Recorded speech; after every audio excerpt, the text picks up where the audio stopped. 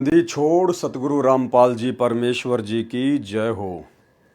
परमपिता परमात्मा, सारी सृष्टि के रचनहार, कुल मालिक, असंख्य ब्रह्मांडों के स्वामी, जगत गुरु, तीनों लोकों में प्रवेश करके सबका भरण पोषण करने वाले, राजाधिराज, आत्माधार, नाथों के नाथ, देवों के देव महादेव, सर्वेश्वर महेश्वर, मृत्युंजय, अजरो अमर, आदि अनादि सनातनी प्रभु, जगत पिता जगदीश्वर, श्री श्री 1008 की उपाधि के वास्तविक अधिकारी, अकाल मूरत सौद स्वरूपी राम वासुदेव, सर्वगतम ब्रह्म, परम पूजे, प्रथम पूजे, परम संत, परम पुरुष, परम धनी, परम दयालु, सत्य कबीर, हक्का कबीर, अल्लाहु अकबर, बाखबर, अल्लाह ताला, जगत के तारणहार, जगत के मुक्तिदाता, जगत के जगन्नाथ, हारे के सहारे, हिंदुओं के राम, मुसलमानों के अल्लाह, सिखों के वाहिगुरु, ईसाइयों के मसीह, दया के सागर दया निधि, करुणा के सागर करुणा निधि, स्वयंभू परिभू, संकट मोचन, कष्ट हरण, मंगल करण, दुख भंजन, अविगत कबीर,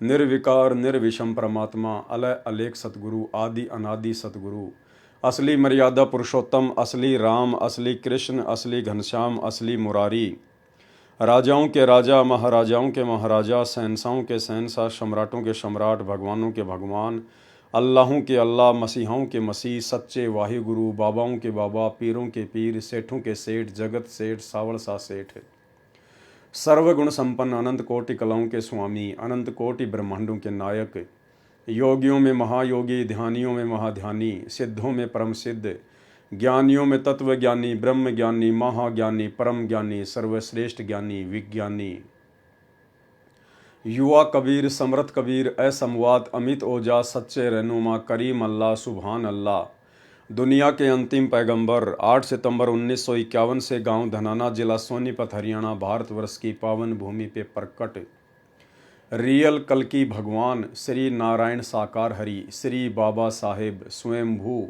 संत शिरोमणि सतगुरु रामपाल जी परमेश्वर जी के चरण कमल में साध संगति से देश विदेश से जुड़े हुए हम सभी सत्सेवक भाई बहनों का अनंत कोटि दंडवत प्रणाम।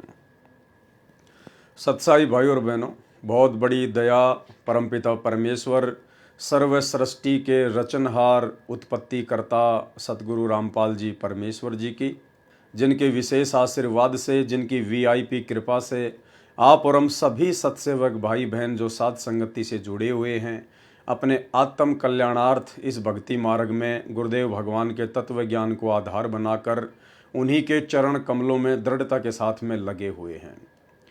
भाई और बहनों, सृष्टि रचना के माध्यम से करौथा कांड और बरवाला कांड के रहस्य उजागर हो रहे हैं। वो अनसुनी सच्चाई जो आज तक आपने नहीं सुनी, आज तक आपको किसी ने नहीं बताई, अब साध संगति के माध्यम से और प्रमाणित तथ्यों के आधार पर, पुस्तकों में लिखी बातों के आधार पर, स्वयं उन भक्तों के वीडियो के आधार पर और स्वयं सतगुरु रामपाल जी परमेश्वर जी के मुख कमल से सर्व परमाणु सहित आप जी करौथा कांड और बरवाला कांड का अनसुना रहस्य जान पा रहे हैं, समझ पा रहे हैं। भाई और बहनों, ये सभी जानकारियां बहुत ही आवश्यक है, क्योंकि इन जानकारियों के अभाव में आप और हम कभी भी काल के षड्यंत्र का शिकार हो सकते हैं। सतगुरु रामपाल जी भगवान इस काल के लोक में आप और हमारे से भक्ति करवाने के लिए हमारे अंदर जितनी भी प्रकार की शंका हैं, संशय हैं, भय हैं या गलत फहमियाँ हैं, परमेश्वर उन सब को हमसे दूर करवाना चाहते हैं। क्योंकि काल अपनी लड़ाई सूक्ष्म रूप से लड़ता है और काल की सूक्ष्म चाल को जीव नहीं समझ पाता है। इसलिए परमात्मा दया करते हैं अपने किन्हीं दास के ऊपर या दासियों के ऊपर। वो गुरुदेव भगवान की रजा, उनकी मेहर, उनकी मौज, वो किसको अपने मिशन के लिए खड़ा करते हैं, निमित्त बनाते हैं। तो वर्तमान में पूज्य गुरुदेव जी की असीम रजा, जो परमेश्वर ने सत्सेवक भाई बहनों को निमित्त बनाया हुआ है, और आपके सामने सत्य प्रमाणित बरवाला कांड और करौथा कांड की सच्चाई पहुंचाई जा रही है। क्योंकि भाई और बहनों, आप और हम दो कोटि के जीव हैं, दो कोटि के प्राणी हैं। आप और हम कभी भी काल के षड्यंत्र में फंसकर भ्रमित हो सकते हैं। इसके लिए परमात्मा कोई भी गुंजाइश अब साध संगतियों के माध्यम से नहीं छोड़ेंगे। आने वाले 1000 वर्ष तक जो परमेश्वर का मार्ग निर्बाध रूप से चलने वाला है, उस मार्ग में परमेश्वर की आत्मा किसी भी प्रकार से काल के षड्यंत्र का शिकार ना बन सकें। इसके लिए परमात्मा किसी भी प्रकार की कोई भी कमी ना तो स्वयं रखेंगे और यथासंभव अपने दास दासियों को सेवा देते हुए उनके माध्यम से भी कंप्लीट जानकारी अपनी तमाम आत्माओं तक पहुंचाएंगे। तो भाई और बहनों, आज का बरवाला कांड के ऊपर हमारा ये पार्ट नंबर 2 है। और वैसे यदि देखा जाए, जो तमाम वीडियो बन रहे हैं करोथा कांड और बरवाला कांड के ऊपर, उसी हिसाब से हमारा ये 8वें नंबर का पार्ट है। और दास आपसे रिक्वेस्ट करेगा, प्रार्थना करेगा, यदि आप जी डायरेक्ट ये 8वां पार्ट देख रहे हैं, आज पहली बार यदि आप जुड़ रहे हैं, तो यदि आपने 1 नंबर पार्ट से वीडियो देखने शुरू नहीं किए हैं तो आप जी को कुछ भी समझ में नहीं आने वाला है, क्योंकि हर एक वीडियो की कड़ी हर एक पहले वाली वीडियो से जुड़ी हुई है। जब तक आप पार्ट नंबर 1 से सारे वीडियो देखते हुए नहीं आएंगे, तब तक आपको बीच में से कोई भी वीडियो सही प्रकार से समझ में नहीं आएगा। तो आप जी 1 नंबर पार्ट से देखना शुरू करें। और ये वीडियो देखने के लिए आप फेसबुक पर पेज को सर्च करें, पवन दास इज़ लाइव, वहाँ पर आपको सभी वीडियो मिलेंगे। इसके अलावा इस वीडियो के ऊपर जो टाइटल है उसमें भी आपको लिंक दिए हुए मिल जाएंगे। आप जी लिंक ओपन करके भी सारे पार्ट देख सकते हैं। तो भाई और बहनों, कल हमारा पहला नंबर का वीडियो था बरवाला कांड के ऊपर। परमात्मा ने एक प्रकार से भूमिका बनवाई और भूमिका के माध्यम से आप जियों को इतना तो ज़रूर समझ में आ गया होगा कि बरवाला कांड 2014 जो हुआ है, उस बरवाला कांड को करवाने के पीछे ना ही तो किसी प्रकार से किसी आर्य समाजी का हाथ है, ना किसी आर्य समाजी संस्था का हाथ है, और ना ही प्रशासन का कोई हाथ है। बरवाला कांड 2014 के पीछे यदि किसी का हाथ है तो सतलोक आश्रम मैनेजमेंट हरियाणा का हाथ है। सतगुरु रामपाल जी परमेश्वर जी के कलयुगी परिवार का हाथ है। सतलोक आश्रम में रहने वाले स्टेट कोऑर्डिनेटरों का हाथ है। सतलोक आश्रम में रहने वाले उन बड़े बड़े भक्तों का हाथ है, जो अपने गुरुदेव भगवान को समझ नहीं पाए, पहचान नहीं पाए, कबीर परमात्मा के रूप में अपने गुरु की पहचान कर नहीं पाए और काल प्रेरित होकर मर्यादा तोड़ते रहे। और गुरु को मानुष मानने के चलते उन्होंने गुरु के साथ में रहते हुए अपनी मनमानियां शुरू कर दी। और उन्हीं मनमानियों के तहत इन लोगों ने सन 2010 में सतलोक आश्रम बरवाला में सतगुरु रामपाल जी परमेश्वर जी के छोटे कलयुगी भाई महेंद्र ने राष्ट्रीय समाज सेवा समिति नाम का एक काल प्रेरित मनवस संगठन खड़ा कर दिया। और राष्ट्रीय समाज सेवा समिति में केवल ज़्यादातर उन्हीं लोगों को जोड़ा गया जो लोग सतगुरु रामपाल जी परमेश्वर जी से ज़्यादा सतगुरु रामपाल जी के छोटे भाई महेंद्र की गुलामी करते थे, चापलूसी करते थे। और इन लोगों ने मनमुखी होकर 3 पुस्तकें लिखी, न्यायालय के खिलाफ, भ्रष्ट जज कुमारग पर, न्यायालय की गिरती गरिमा और सरासर अन्याय। और इन तीनों पुस्तकों में इन्होंने जजों के खिलाफ भड़काऊ भाषा का प्रयोग किया। जालिम, निकम्मे, महाजूठे, हरामखोर, ना जाने क्या क्या शब्दों का इन्होंने प्रयोग किया। और फिर वो पुस्तकें पूरे हरियाणा में बंटवाई गई, सभी कोर्टों में बंटवाई गई, जजों की टेबल पर भी पहुंचाई गई। जबकि उन्हीं जजों के नीचे सतगुरु रामपाल जी परमेश्वर जी के मुकदमे चल रहे हैं। तो आप जी खुद विचार कर सकते हैं कि यदि उन्हीं जजों के खिलाफ आप जी इस प्रकार से भगत होकर अभद्र भाषा का प्रयोग करेंगे, लिखेंगे, तो आप जी के सतगुरुदेव जी के मुकदमों के ऊपर क्या असर पड़ेगा। लेकिन भाई इन लोगों को इन सब बातों से कोई मतलब नहीं था, क्योंकि ये तो पूरी तरह से काल भगवान के गुलाम बनकर अपनी सेवा में लगे हुए थे। इनको ना आगे का पता था ना पीछे का पता था, ये केवल पूरी तरह से काल प्रेरित थे। काल ने इनसे जो करवाना था केवल वही इनके अंदर प्रवेश करके उसने करवाया। यानी सीधा सीधा अपन कह सकते हैं कि जजों को भड़काकर काल का काम सतलोक आश्रम मैनेजमेंट हरियाणा के माध्यम से केवल एक ही था कि बरवाला कांड करवाया जाए, इस संत को बदनाम करवाया जाए, इस संत के भगतों को तोड़ा जाए। और वो काम उस काल ने बखूबी गुरुदेव के पूरे मैनेजमेंट को निमित्त बनाकर करवा दिया। उसके बाद बरवाला कांड हो जाता है। पूज्य गुरुदेव भगवान निर्दोष होते हुए भी अपने ही सतलोक आश्रम मैनेजमेंट हरियाणा की नादानी, नासमझी, अज्ञानता और अहंकार के चलते उन लोगों ने जो बरवाला कांड जैसी घटना को प्रशासन के साथ पंगा लेके जो जन्म दिया, उसी बरवाला कांड के चलते सतगुरु रामपाल जी भगवान को फिर जेल जाना पड़ा। उनके ऊपर मर्डर का मुकदमा लगा, देशद्रोह का मुकदमा लगा और फिर आगे चलकर अपने ही भक्तों की गलतियों के चलते सतगुरु रामपाल जी परमात्मा को देशद्रोह के मुकदमे में डबल आजीवन उम्र कैद की सजा मिली। खैर भाई और बहनों, ये बात अलग है कि ये स्वयं परमपिता परमेश्वर हैं, इनके ऊपर कोई भी उम्र कैद की सजा काम नहीं करती हैं, क्योंकि ये स्वयं स्वयंभू हैं, कबीर भगवान है और जिस भगवान की कोई उम्र ही नहीं है, भला उनके ऊपर उम्र कैद की सजा क्या काम करेगी। खैर ये सब तो आने वाले समय में पूरी दुनिया को पता चलेगा, पूरी दुनिया देखेगी। वर्तमान में तो लोग इन बातों पर यकीन नहीं करेंगे। केवल चंद ही आत्माएं हैं जो इन बातों पर आंख बंद करके विश्वास कर सकती हैं, क्योंकि उन्हें अपने गुरुदेव भगवान की पहचान हो चुकी है कि सतगुरु रामपाल जी कोई मानुष नहीं है, कोई आम संत, आम व्यक्ति, आम साधु नहीं है। ये स्वयं अल्लाह अकबर हैं, जिन्होंने पूरी कायनात को रचा है, पूरी सृष्टि को रचा है। और आज ये परमेश्वर इस प्रकार की भूमिका करते हुए अपनी आत्माओं को इस शैतान के षड्यंत्र से बाहर निकालने के लिए 8 सितंबर 1951 से धरती पर प्रकट हैं।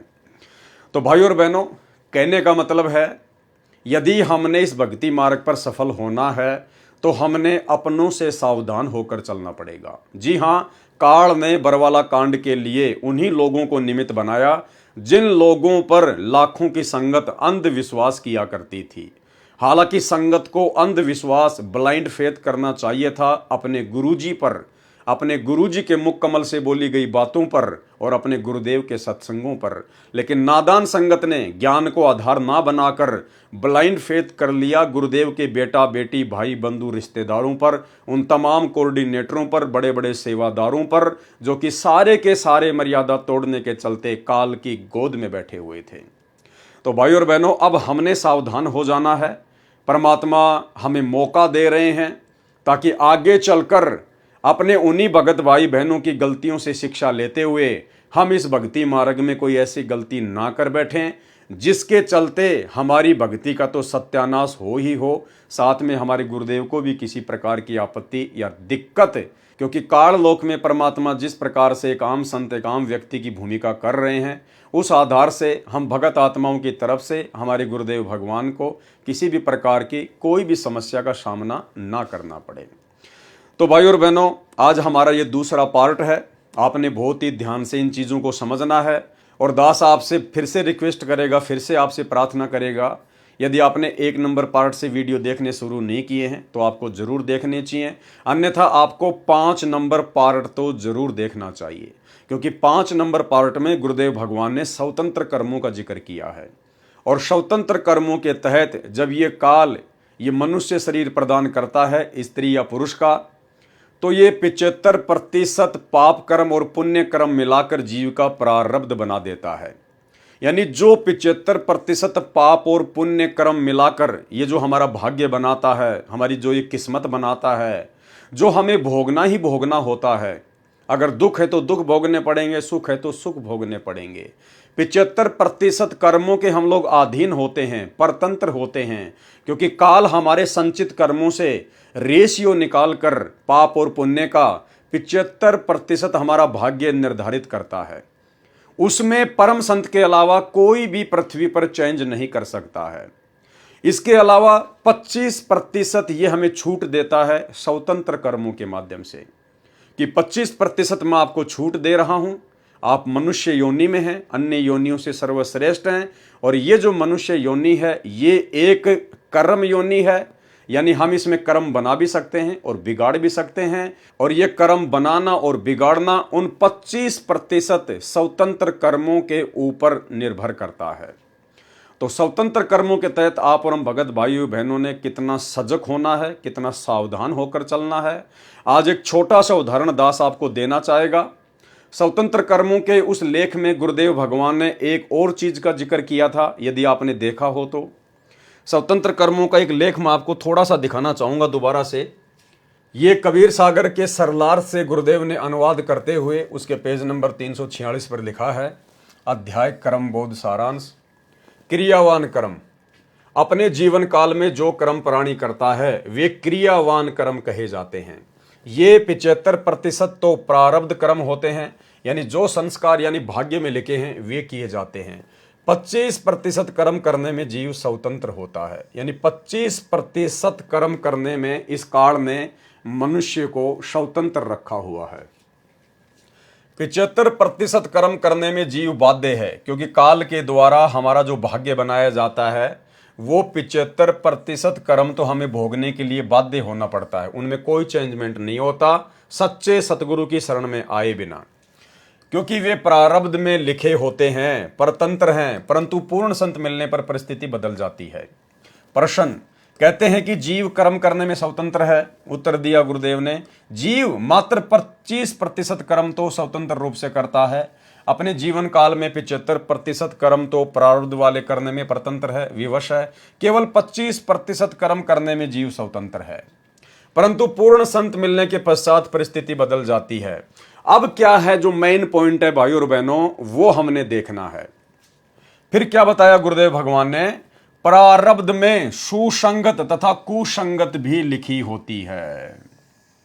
स्वतंत्र कर्म तो हैं जिनके माध्यम से हम अपने कर्म बना भी सकते हैं, बिगाड़ भी सकते हैं। एक और महत्वपूर्ण बात गुरुदेव भगवान ने लिखी है कि जीव के भाग्य में यानी उसकी किस्मत में, उसके प्रारब्ध में सुसंगत यानी अच्छी संगत तथा कुसंगत यानी बुरी संगत भी लिखी हुई होती है। अब ये कुसंगत क्या है, सुसंगत क्या है, और वर्तमान में भक्ति मार्ग में इसका कितना बड़ा योगदान है, और कहां कहां जीव इसका फायदा उठा रहे हैं और कहां कहां जीव हानि उठा रहा है। आज एक पीला पर्चा सतलोक आश्रम मैनेजमेंट हरियाणा की तरफ से निकाला गया है। पीला पर्चा दास आपको दिखाना चाहेगा। ये पीला पर्चा है, सत साहेब जय बंदी छोड़ की सतगुरुदेव की जय। दिनांक 29 सितंबर 2024, समय 8:20। सभी भगत आत्माओं को सूचित किया जाता है कि सतगुरुदेव जी का आदेश आया है कि भगत लक्ष्मी नारायण दास कथावाचक, ये जो लक्ष्मी नारायण दास जी हैं, ये पहले मथुरा या फिर वृंदावन में ये बहुत बड़े कथावाचक थे, और बाद में इनको ज्ञान गंगा पुस्तक प्राप्त हुई। इन्होंने गहराई से परमात्मा की पुस्तक को पढ़ा, और ये इतनी अच्छी आत्मा थी कि इन्होंने अपना कथा वाचन का कार्य ही समाप्त कर दिया कि भाई मैं तो परमात्मा का दोषी बन रहा हूं, परमात्मा की आत्माओं को गुमराह करके, मुझे तत्व ज्ञान नहीं है, मैं ये कथा करने का अधिकारी नहीं हूं। तो इन्होंने कथावाचक का कार्य छोड़ दिया। जबकि भाई और बहनों, ये कोई आम कार्य नहीं है। आम प्राणी, आम जीव ये डेयर नहीं कर सकता, ये साहस नहीं कर सकता, लेकिन इस पुण्यात्मा ने ये काम किया। भगत लक्ष्मी नारायण दास कथावाचक, सनोप श्री राधे श्याम जी, पता जयपुर रोड, सैनी धर्मकाटा, थाना गाजी, जिला अलवर, राजस्थान की सभी आश्रमों से, सभी नामदान केंद्रों से तथा सत्संगों में नो एंट्री की जाती है। कारण क्या बताया सतलोक आश्रम मैनेजमेंट हरियाणा ने, मर्यादा का पालन न करने के कारण इनकी नो एंट्री की गई है। यह फ्रॉड करता है, पैसे ठगता है, ये बहुत बड़ा ठग है, इसको रुपए नहीं देना है, इसके झांसे में नहीं आना है। ये हैं भगत लक्ष्मी नारायण दास जी। ये पीला पर्चा आपने देख लिया।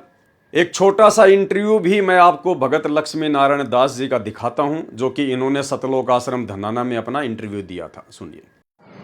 नमस्कार जी। नमस्कार जी। आपका शुभ नाम क्या है जी? मेरा शुभ नाम है, वैसे पहले तो लोग, अब तो लक्ष्मी नारायण दास पड़ गया है, और पड़ गया क्या, दास ही हो गया ये मान लीजिए आप। लेकिन पहले जो लोग जानते थे वो परम श्रद्धेय श्री लक्ष्मी नारायण जी महाराज जी के नाम से जानते थे, क्योंकि मैं कथावाचक हूँ।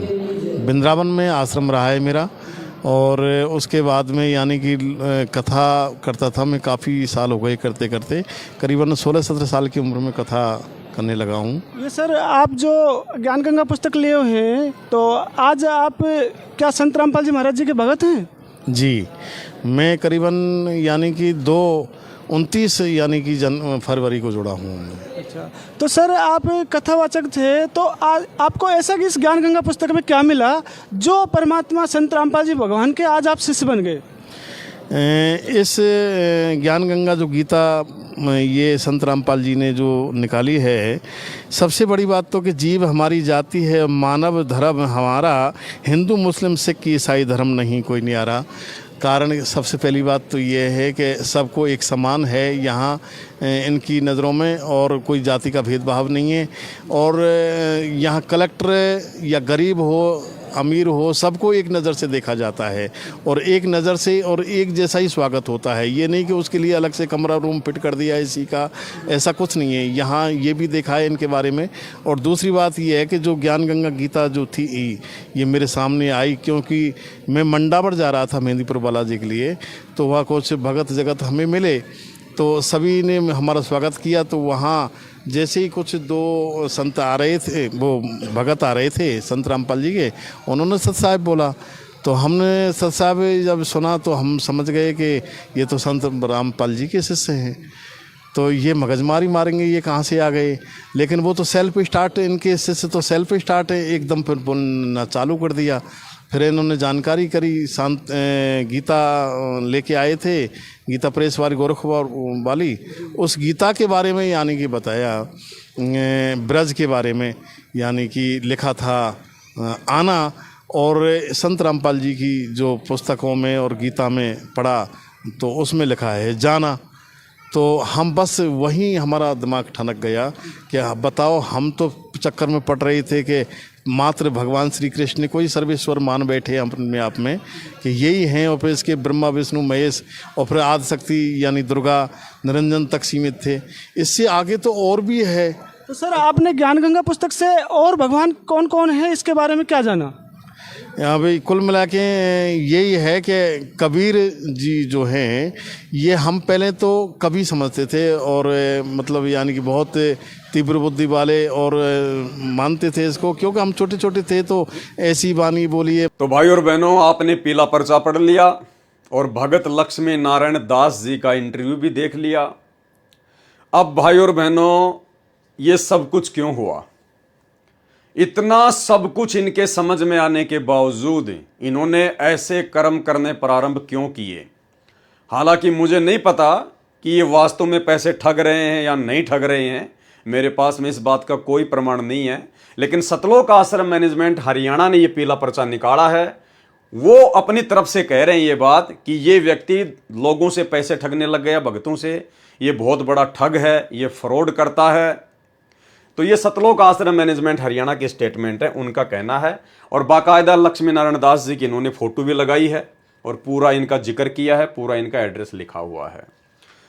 भाई और बहनों, इतनी अच्छी आत्मा जो अपने हजारों चेलों को छोड़कर सतगुरु रामपाल जी भगवान के हिसार जेल में रहते सहते उनके ज्ञान को आधार बनाकर उनका चेला बन जाए, ये कोई सामान्य आत्मा नहीं हो सकती है। और सतगुरुदेव भगवान से जुड़ने के बाद, इन आश्रमों से नाम उपदेश लेने के बाद और काफी समय तक सतलोक आश्रम मैनेजमेंट हरियाणा की संगति करने के बाद भी इस आत्मा ने आखिर ऐसी गलती क्यों की? क्यों इस आत्मा की सभी आश्रमों से नो एंट्री की गई?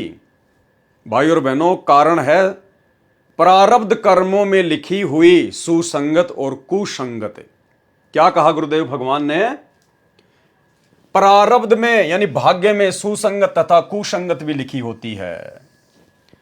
यह परमात्मा की विशेष आत्मा थी, पुण्य आत्मा थी।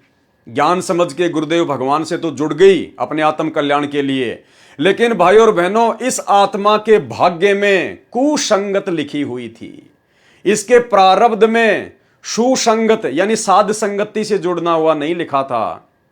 सतगुरु से जुड़ने के बाद भी इसके भाग्य में सतलोक आश्रम मैनेजमेंट हरियाणा की कुसंगत लिखी हुई थी, और वो कुसंगत इसको सतगुरु की भक्ति से आज नीचे गिरा देती है।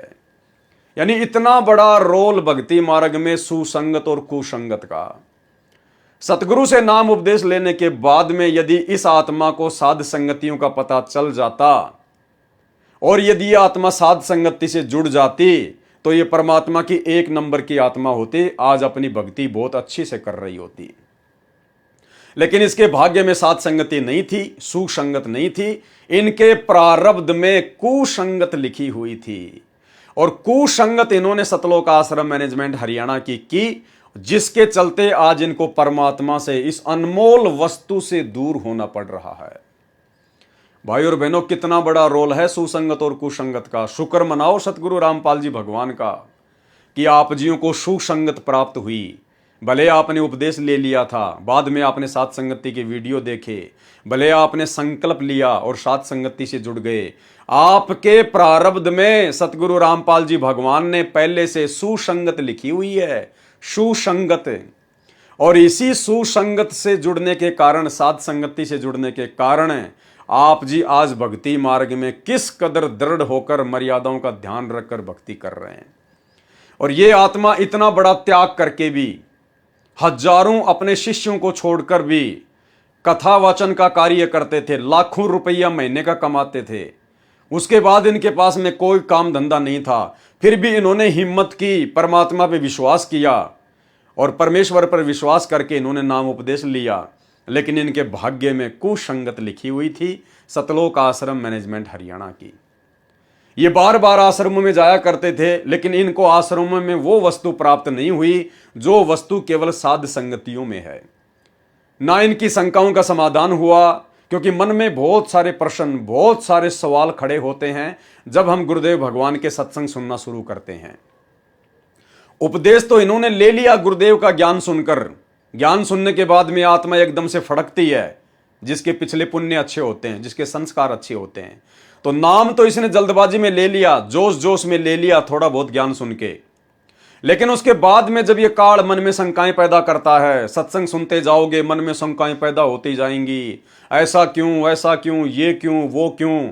उन सब बातों का जवाब इस भाई को सतलोक आश्रम मैनेजमेंट हरियाणा में नहीं मिला, क्योंकि वहां कोई ज्ञान चर्चा नहीं होती, उन आश्रमों में कोई ज्ञान चर्चा नहीं होती, कोई साध संगति नहीं होती, कोई शंका समाधान नहीं होता।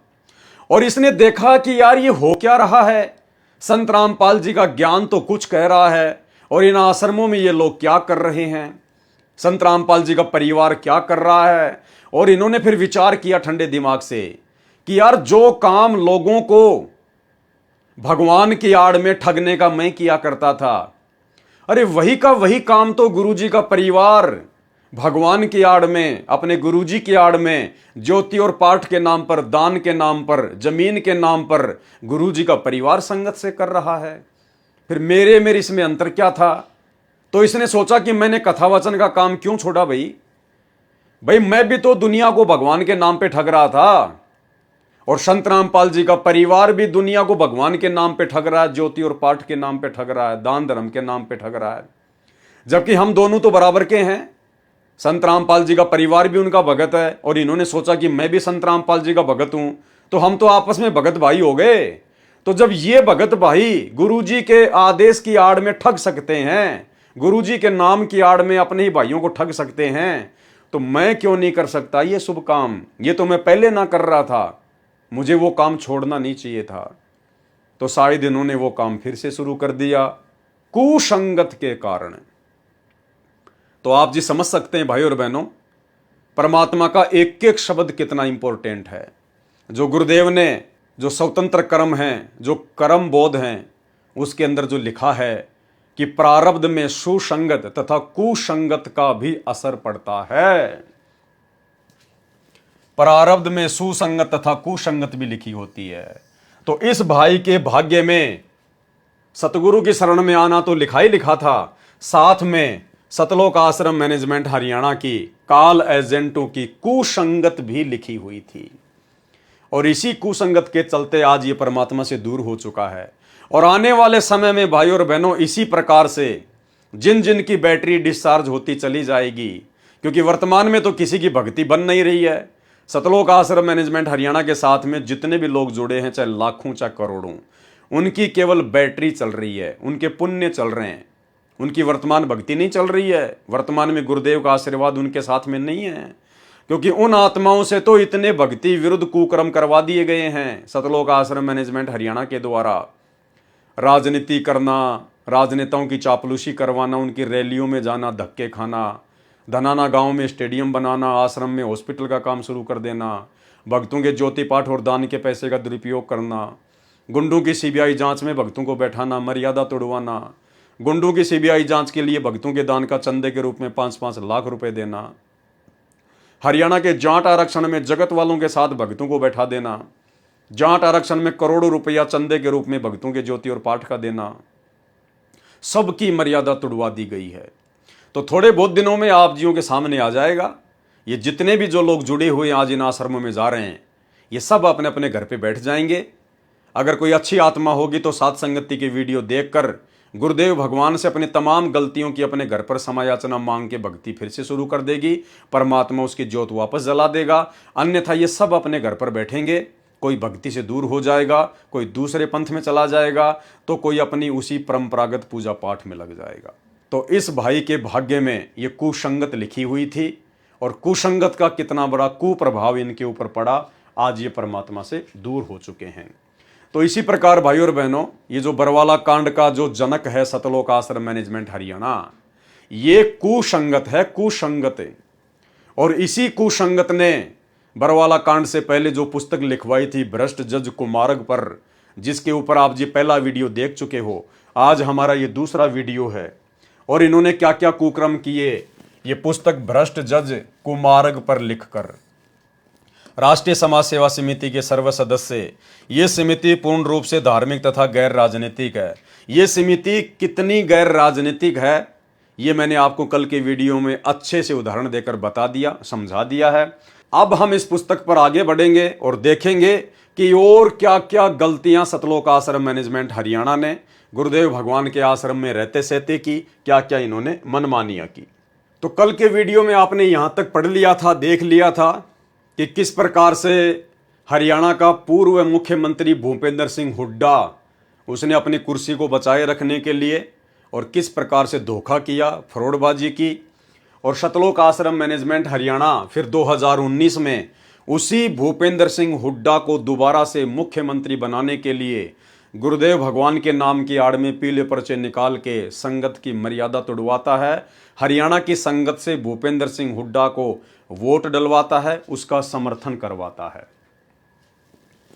जब इस कंस भूपेंद्र सिंह हुड्डा की कोई दाढ़ नहीं गली, पृथ्वी छोटी हो गई, उस समय उसी महापुरुष के चरणों में अर्ज लगाई, जिसके साथ सन 2006 से ही दुश्मन जैसा बर्ताव करता आ रहा था।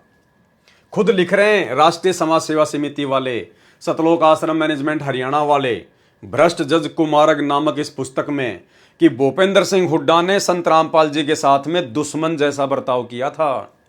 अरे तो भैया, उसी दुश्मन को तूने 2019 में वोट क्यों डलवाए? उसी दुश्मन के आप सतलोक आश्रम मैनेजमेंट हरियाणा वालों ने गुरुदेव के जेल जाने के बाद में उसका सपोर्ट करवा के, उसको वोट डलवा के आप लोगों ने उसके तलवे क्यों चाटे? आप अपने गुरुजी के पक्ष में हो या फिर विपक्ष में हो? असल में गुरुद्रोही कौन हुआ?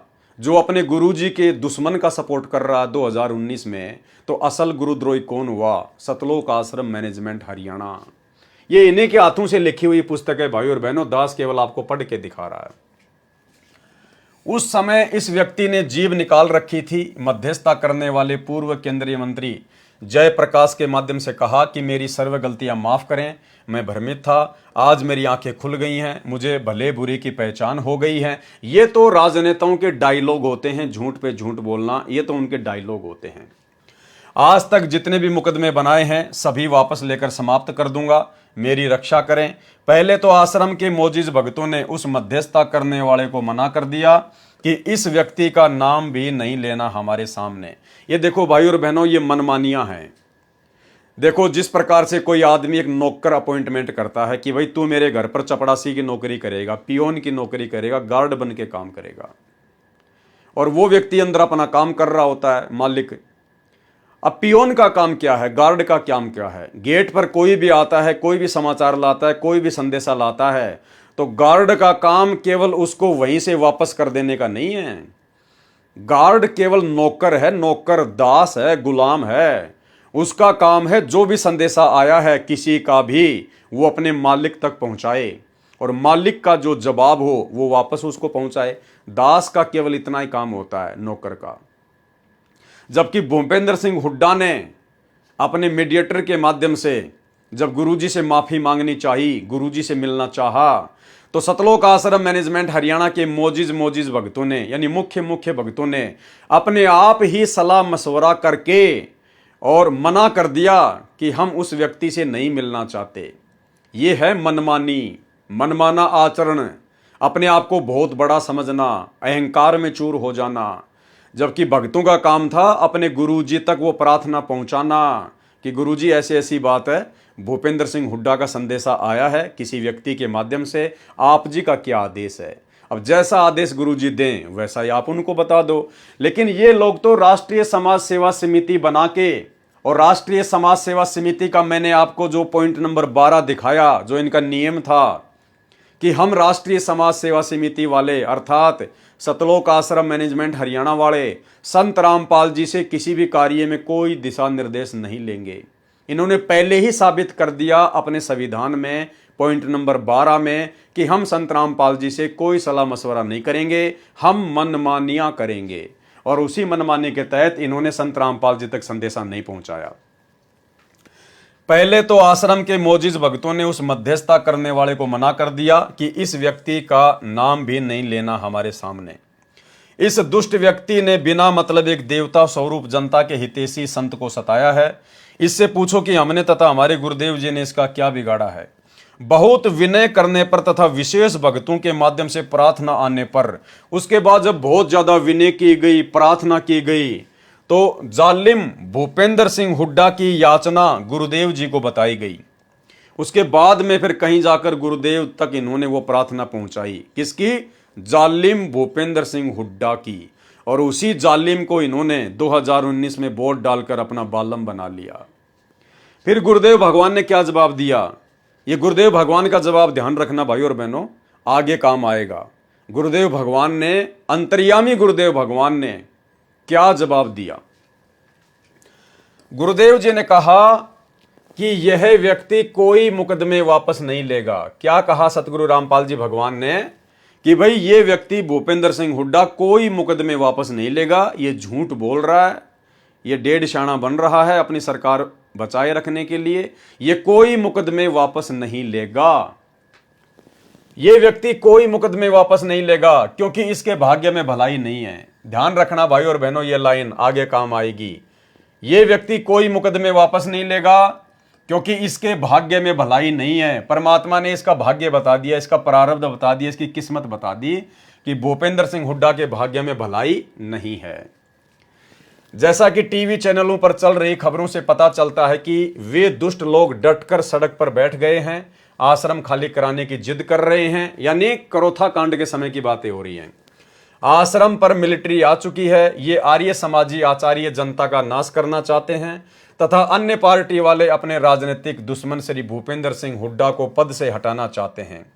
इसलिए ये मासूम लोगों को मरवाना चाहते हैं जो इनके गंदे मंसूबों से परिचित नहीं है। आश्रम सर्वोच्च न्यायालय के आदेश से मिला है, किसी भी कीमत पर खाली नहीं कराया जा सकता। वहां पर लाशें बिछ जाएंगी। मेरी आत्मा नहीं मानती कि वहां नरसंहार हो। ऐसे आश्रम का आप क्या करोगे? इसलिए जनहित में आश्रम खाली कर देना उचित है। सरकार से वायदा कराएं कि आश्रम की सुरक्षा मिलिट्री को सुपुर्द करें। तत्कालीन मुख्यमंत्री भूपेंद्र सिंह हुड्डा ने यह शर्त मंजूर कर ली। गुरुदेव भगवान की यह शर्त उसने मंजूर कर ली अपनी सरकार बचाए रखने के लिए। आश्रम खाली कर दिया गया। तब उस कंस भूपेंद्र की सरकार बची। 2013 की बात है ये। 12 मई 2013 से 26 अक्टूबर 2014 तक 1.5 वर्ष का इस कृतगनी को राज्य हमारे सतगुरुदेव जी का बख्शा हुआ था। उसके पश्चात आगे क्या लिख रहे हैं सतलोक आश्रम मैनेजमेंट हरियाणा वाले भूपेंद्र सिंह हुड्डा के विषय में? उसके पश्चात यह कृतगनी व्यक्ति भूपेंद्र सिंह हुड्डा आश्रम में संत जी का धन्यवाद करने भी नहीं आया। यानी 2013 में गुरुदेव ने भूपेंद्र सिंह हुड्डा की याचना पर, उसकी प्रार्थना पर कि साहब मेरी सरकार गिर जाएगी, आश्रम तो मैं खाली करा नहीं सकता आप लोगों से, क्योंकि आपको जो है सुप्रीम कोर्ट से मिला है। अब अगर मेरी सरकार आप जी बचा सकते हो तो बचा दीजिए। उधर से आर्य समाजी मुझे परेशान कर रहे हैं, दुखी कर रहे हैं। आप जी करोथा आश्रम को खाली कर दीजिए ताकि आर्य समाजी भी खुश हो जाएं और मेरी सरकार बची की बची रह जाए। तो गुरुदेव भगवान ने कहा कि ठीक है, जा, तेरे को माफ किया। गुरुदेव ने आश्रम खाली करवा दिया, इसकी सरकार बच गई। उसके बाद सतलोक आश्रम मैनेजमेंट हरियाणा कह रहा कि ये कृतघ्नी व्यक्ति उसके बदले सतगुरु रामपाल जी भगवान का धन्यवाद करने के लिए आश्रम में भी नहीं आया। उसके पश्चात यह कृतघ्नी व्यक्ति भूपेंद्र सिंह हुड्डा आश्रम में संत जी का धन्यवाद भी करने नहीं आया। कब की बात है? 2013 की। अरे तो भैया, ऐसे कृतघ्नी आदमी को जब आप जानते थे, पहचानते थे, आपको पता था, 2013 की यह बात है, फिर 2019 में तुमने उसी कृतघ्नी व्यक्ति भूपेंद्र सिंह हुड्डा को संगत से वोट क्यों डलवाए? पीले पर्चे निकाल निकाल के, गुरुजी का ही आदेश बता बता के तुमने संगत से इस भूपेंद्र सिंह हुड्डा का समर्थन क्यों करवाया? ऐसे कंस और कृतघ्नी व्यक्ति का तुम्हारे शब्दों में। तो बताओ फिर गुरुजी का सबसे बड़ा दुश्मन कौन हुआ? सतलोक आश्रम मैनेजमेंट हरियाणा। गुरुजी का परिवार जो गुरुजी के सबसे बड़े दुश्मन को 2019 में सपोर्ट कर रहा है। जबकि 13 मई 2014 को मध्यस्थता कराने वाला सीधा भूपेंद्र सिंह हुड्डा से बातें कर रहा था। 3 दिन तक ये सो नहीं पाया था। भगत सुन रहे थे कि वह कह रहा था कि एक बार मेरे गले से फांसी निकलने दो, इस समस्या का हल हो जाने दो, मैं आश्रम में आऊंगा, कहो तो आज रात को ही आ जाऊं। गरज निकली, बच्चा सुखी, काम बना तो किसी की जरूरत कृतघ्नी व्यक्ति को नहीं होती। 18 मई 2013 को मध्यस्थता कराने वाले पूर्व केंद्र मंत्री श्री जयप्रकाश जी ने कहा कि मैं तो वायदा करता हूं, उसे पूरा करता हूं। मेरे सामने जो वादा मुख्यमंत्री जी ने किया है, मैं आपकी मीटिंग मुख्यमंत्री तत्कालीन से कराऊंगा। यानी भाइयों और बहनों, जिस व्यक्ति के माध्यम से मध्यस्थता हुई थी पूर्व केंद्रीय मंत्री जयप्रकाश के माध्यम से, तो भूपेंद्र सिंह हुड्डा तो गुरुजी का धन्यवाद करने के लिए आश्रम में आए नहीं, उसकी तो सरकार बच गई, वो तो अपनी फिर मौज में मस्ती में। लेकिन जिस व्यक्ति ने मीडिएटर की भूमिका निभाई थी पूर्व केंद्रीय मंत्री जयप्रकाश ने, उस व्यक्ति ने सतलोक आश्रम में फोन किया महेंद्र के पास में, और उसने कहा कि मैं अपना वादा निभाऊंगा, मैं आप सतलोक आश्रम वालों की मीटिंग दिल्ली में भूपेंद्र सिंह हुड्डा के आवास पर करवाऊंगा। और ये सतलोक आश्रम मैनेजमेंट हरियाणा वाले मुख्य भगत, उसी कंस जालिम, इन्हीं के शब्दों में, उसी कंस कृतघ्नी जालिम व्यक्ति भूपेंद्र सिंह हुड्डा के घर पर दिल्ली में उसके साथ मीटिंग करने के लिए सतलोक आश्रम से चले जाते हैं। देखो भाई और बहनों, कितना बेबुद्धि का काम है। अरे आना चाहिए था उस आदमी ने आश्रम में, क्योंकि गुरुजी ने उसकी सरकार बचाई। धन्यवाद करने के लिए आना तो चाहिए था भूपेंद्र सिंह हुड्डा को सतलोक आश्रम बरवाला में। भाई फिर ये लोग क्यों जा रहे हैं दिल्ली में? ये सतलोक आश्रम मैनेजमेंट हरियाणा वाले दिल्ली में क्यों जा रहे हैं उसे मीटिंग करने? तुम्हारा क्या स्वार्थ था? लेकिन भाई और बहनों, ये भी पूरी तरह से राजनीतिक व्यक्ति, वो भी राजनीतिक, सतलोक आश्रम मैनेजमेंट हरियाणा भी राजनीतिक, ये राष्ट्रीय समाज सेवा समिति वाले भी राजनीतिक, टोटल अपनी मनमानियां करते थे। इनको क्या आवश्यकता थी दिल्ली जाने की, उस व्यक्ति से मीटिंग करने की? तुम्हारा क्या स्वार्थ था? और कौन कौन व्यक्ति गए भाई और बहनों, देखना। मैं आपकी मीटिंग मुख्यमंत्री तत्कालीन से कराऊंगा। श्री भूपेंद्र सिंह हुड्डा जी से 18 मई 2013 को उसके दिल्ली निवास पर आश्रम के 1 नंबर भगत कौन? भगत महेंद्र दास जी, यानी सतगुरु रामपाल जी का छोटा कलयुगी भाई, गुरुजी के भाई। 2 नंबर भगत बलजीत दास जी, ट्रस्ट के महासचिव। 3 नंबर भगत राज कपूर जी को साथ लेकर श्री भूपेंद्र जी तत्कालीन मुख्यमंत्री जी से मिले। साथ में श्री महेंद्र सिंह चोपड़ा मुख्यमंत्री का पीए। कुल 6 व्यक्तियों के बीच में मीटिंग हुई। क्या आवश्यकता थी भाई इन लोगों को दिल्ली जाने की? अरे तुम भगत हो, तुम्हारे को भक्ति से मतलब है, या तुम राजनेता हो, तुम्हारे को राजनीति से मतलब है। उस भूपेंद्र सिंह हुड्डा को आना चाहिए था सतलोक आश्रम में गुरुजी का धन्यवाद करने के लिए, लेकिन उल्टा ये लोग जा रहे हैं दिल्ली में उसे मीटिंग करने के लिए। क्यों भाई? ये है भाई और बहनों बेबुद्धि के काम। भक्ति छोड़कर राजनीति में पड़ना, ये होती है काल प्रेरणा। इसको कहते हैं मनमाना आचरण।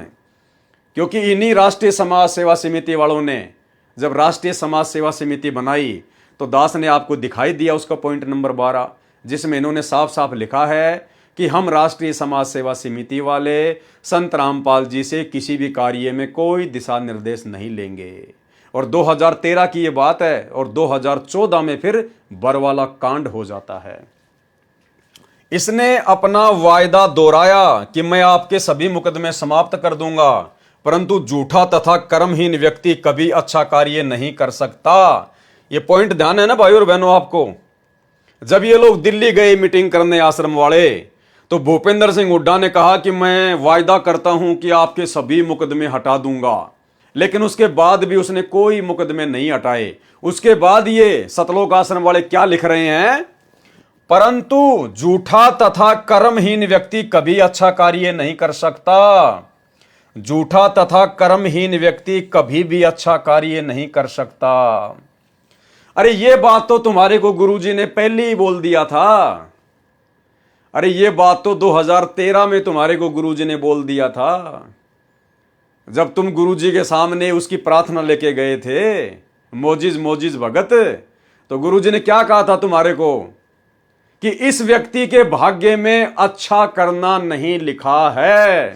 थोड़ा सा बैक आ जाओ भाई और बहनों। ये व्यक्ति कोई मुकदमे वापस नहीं लेगा। ये बात गुरुजी ने पहले ही सतलोक आश्रम बरवाड़ा में इन राष्ट्रीय समाज सेवा समिति वालों को बोल दी थी कि ये व्यक्ति भूपेंद्र सिंह हुड्डा कोई मुकदमे वापस नहीं लेगा, क्योंकि इसके भाग्य में भलाई नहीं है। लेकिन गुरुजी की बात तो ये लोग मानते ही नहीं थे। गुरुजी की बातों को तो ये महत्व देते ही नहीं थे, और ना वर्तमान में देते, क्योंकि ये संत रामपाल जी को मानुष मानते हैं। ये संत रामपाल जी को परमात्मा नहीं मानते। ये उनकी बातों को सीरियस नहीं लेते राष्ट्रीय समाज सेवा समिति वाले। तो गुरुदेव ने तो पहले कह दिया था कि ये व्यक्ति कोई मुकदमे वापस नहीं लेगा, क्योंकि इसके भाग्य में भलाई नहीं है। और फिर वही इन लोगों के साथ में हुआ, जब ये दिल्ली में गए मीटिंग करके आए, और भूपेंद्र सिंह हुड्डा ने वायदा किया कि मैं सारे मुकदमे समाप्त कर दूंगा। लेकिन जब सारे मुकदमे समाप्त नहीं हुए, इसकी सरकार भी चली गई, 2014 में बीजेपी की सरकार आ गई। उसके बाद ये सतलोक आश्रम वाले क्या लिख रहे हैं? इसने अपना वायदा दोहराया कि आपके सर्व मुकदमे समाप्त कर दूंगा, परंतु झूठा तथा कर्महीन व्यक्ति कभी अच्छा कार्य नहीं कर सकता। क्यों भैया? गुरुजी की बातों पे यकीन कर लेते और दिल्ली मीटिंग करने ना जाते तो तुम्हारा समय बचता, तुम्हारा पैसा बचता, तुम्हारी मर्यादा बचती। लेकिन तुम लोग गुरुजी को तो परमात्मा मानते ही नहीं। गुरुजी को तो गुरु ही नहीं मानते तुम, परमात्मा तो बहुत दूर की बात है। ये है भाई और बहनों मनमानिया, मनमानिया। एक समय सतलोक आश्रम बरवाड़ा में करोथा कांड के मुकदमों के सिलसिले में दिल्ली से एक भगत है जो वकील भी है, सुरेश। वो उन्हीं मुकदमों के सिलसिले में जम्मू कश्मीर गया हुआ था। गर्मी का महीना था, दुखी होके आश्रम में आया, क्योंकि ये सतलोक आश्रम मैनेजमेंट वाले उसका कोई विशेष सपोर्ट नहीं कर रहे थे। तो जब वो सतलोक आश्रम बरवाड़ा में आया तो सतगुरु रामपाल जी भगवान हॉल में बैठे हुए थे चेयर पर। कुछ एक भगत उनके पास में थे, और वहीं पर ये महेंद्र रामनिवास छावड़ा और ये मुख्य जो भगत थे, रामकुमार ढाका, बलजीत वगैरह, ये सारे वहीं बैठे हुए थे। एक भगत उनके चरणों की सेवा कर रहा था कोई।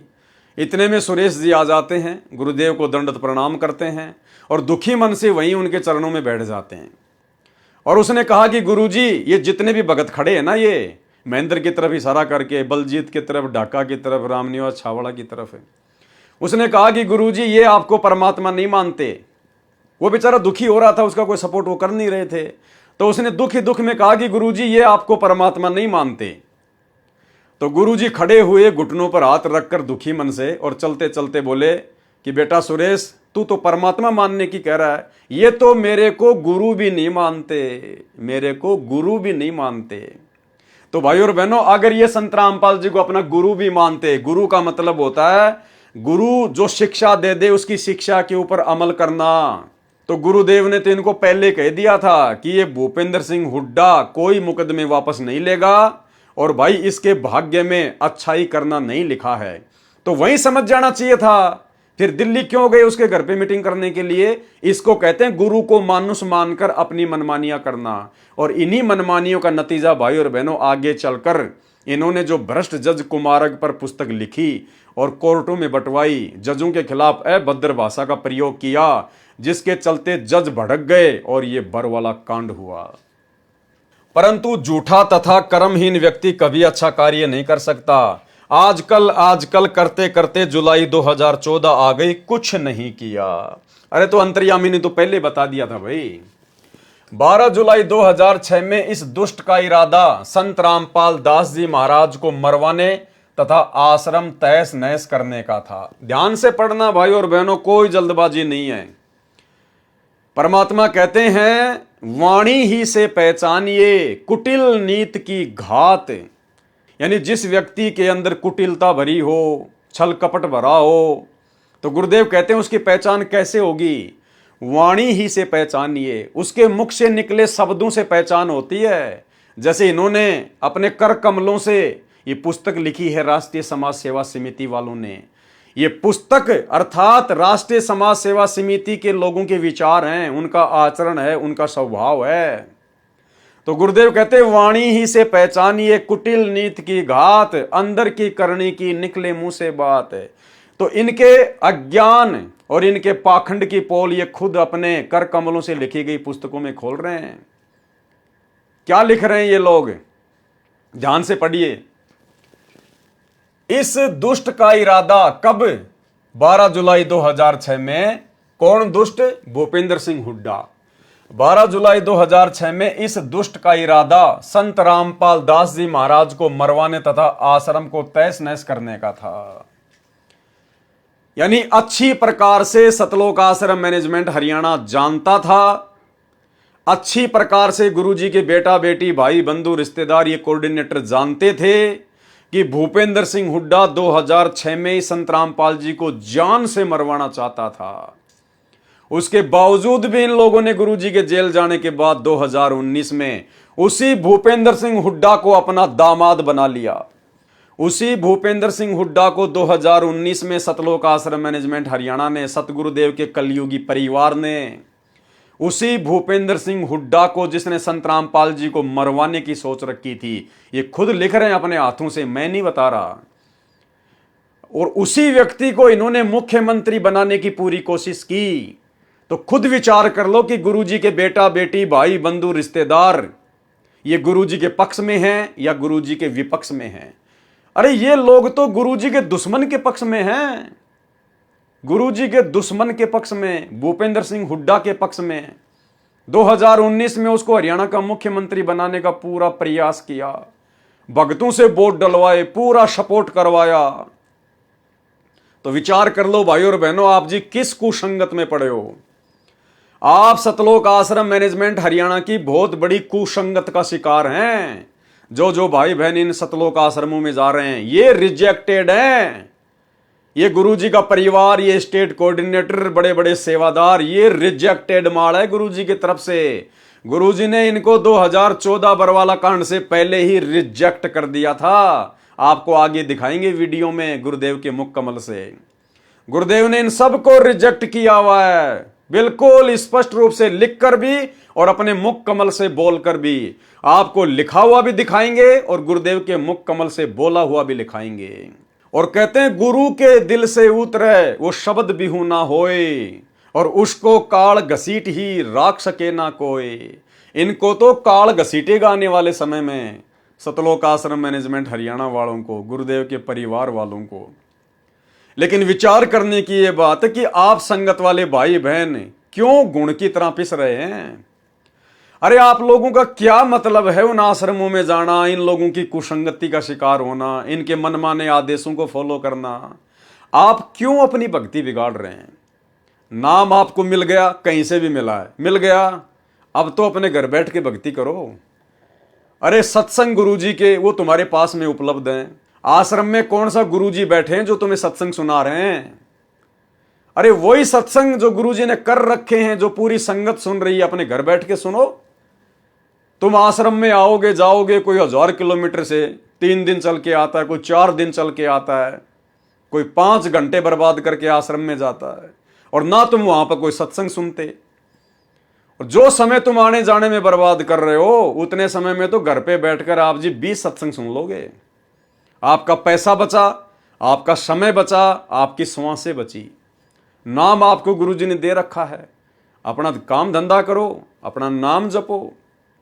5 यज्ञ आपको गुरुजी ने दे रखी है, अपनी 5 यज्ञ करो। आपको किसी की गुलामी करने की जरूरत क्या है? किस लिए जाते हो? भंडारा खाने, लड्डू जलेबी खाने?